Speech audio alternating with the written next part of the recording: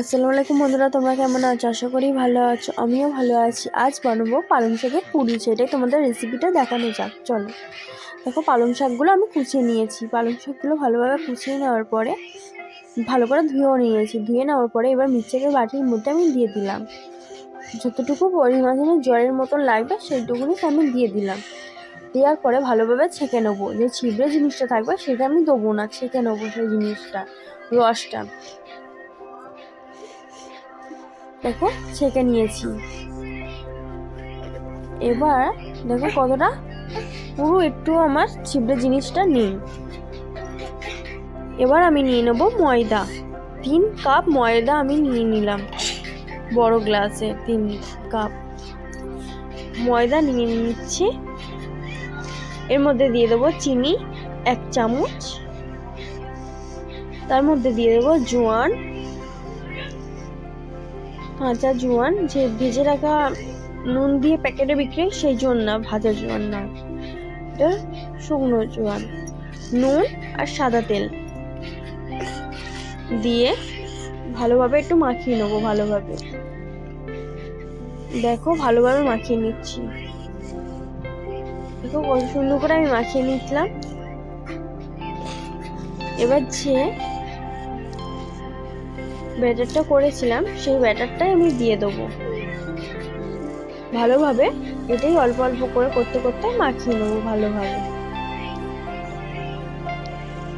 দেখো ভালোভাবে মাখিয়ে নিচ্ছি। চলো মাখিয়ে নিয়ে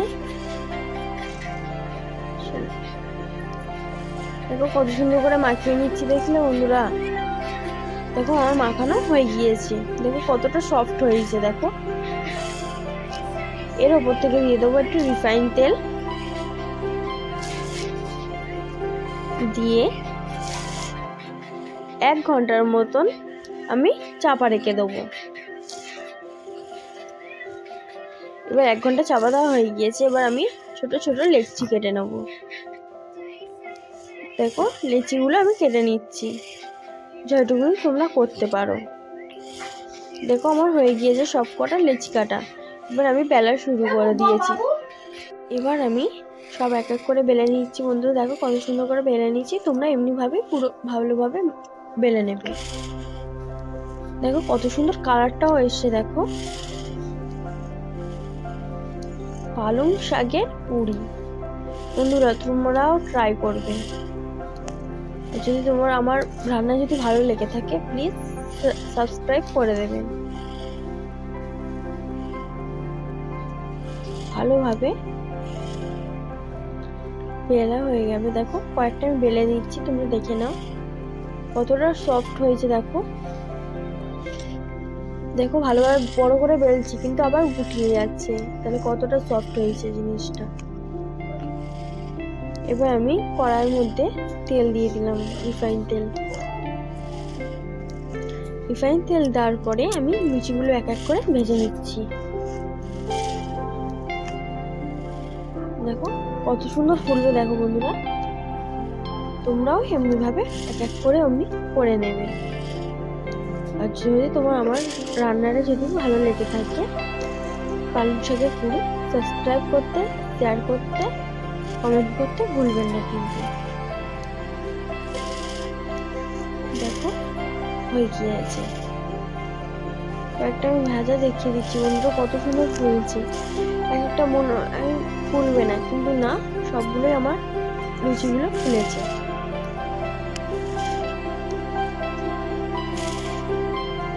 বন্ধুরা অবশ্যই কিন্তু ট্রাই করবে।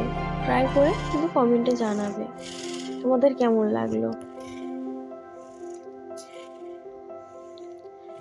দেখো কয়েকটা আমি ভেজে নিচ্ছি। এবার সবগুলোই আমি ভেজে নেবো। দেখো আমার সব ভাজা হয়ে গিয়েছে। এবার আমি বানাবো। দেখো এবার আমি ছোলার ডালটা রেসিপি তোমাদের দেখাবো। ছোলার ডালের তরকারি রেসিপিটা। দেখো আমি এই কাপের আমি 2 কাপ আমি ছোলার ডাল নিয়ে নিয়েছি। ছোলার ডাল নেওয়ার পরে আমি ভালোভাবে ধুয়ে নিচ্ছি। দেখো বন্ধুরা ভালোভাবে ধুয়ে নেবো, নাহলে নোংরাগুলো থাকবে, তার জন্যে। এবার আমি প্রেশার কুকারে দিয়ে দেবো। প্রেশার কুকারে 5টা বা 6টা সিটি মেরে নেবো। যখন সিদ্ধ হয়ে আসবে তখন নামিয়ে নেবো। দেখো এবার প্রেসার কুকারে আমি বসিয়ে দিলাম।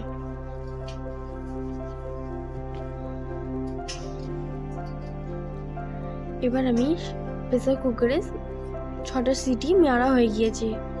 এবার আমি তরকারিটা বসানোর জন্য সেগুলো তোমাদের শেয়ার করবো। চলো, এবার আমি কড়ার মধ্যে তেল দিয়ে দিলাম।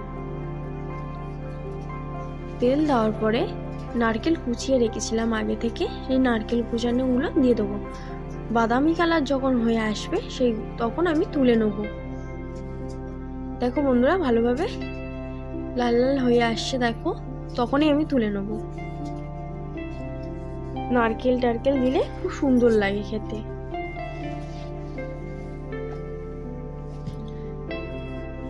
এবার আমি কাজু আর কিশমিশটাও ভেজে নেব ভালোভাবে।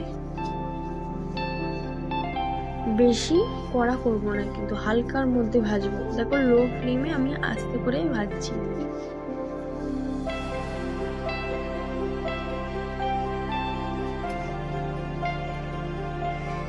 ভালোভাবে ভাজা হয়ে গিয়েছে, এবার আমি তুলে নিলাম। আবার কড়ার মধ্যে আমি তেল দিয়ে দেবো। দেখো ভাজা হয়ে গেল, এবার আমি তেলটা দিয়ে দেবো কড়ার মধ্যে। তেলটা দেওয়ার পরে দিয়ে দেবো শুকনো লঙ্কা, তেজপাতা আর জিরে ফোড়ন। ফোড়নটা দিয়ে দিচ্ছি।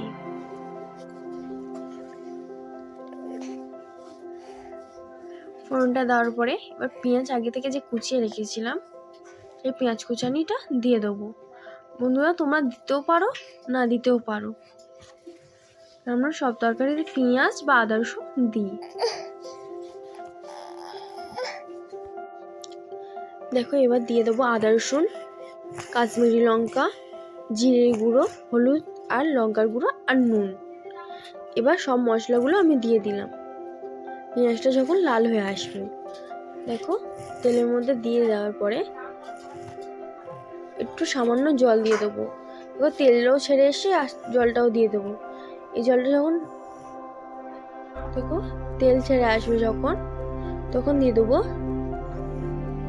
দেখো মশলাটা ভালোভাবে কষিয়েও গিয়েছে।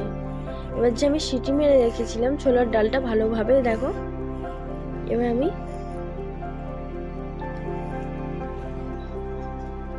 দেখো ছোলার ডালটা কত সুন্দর পুরো গলে গিয়েছে।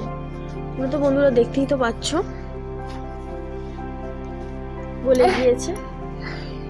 এবার আমি ছোলার ডালটা মশলার মধ্যে দিয়ে দেবো। দেওয়ার পরে ভালোভাবে নাড়াচাড়া করে নিতে হবে।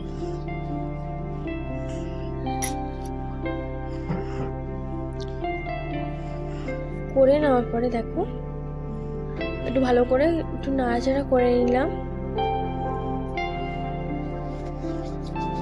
সামান্য জল দিয়ে দিলাম।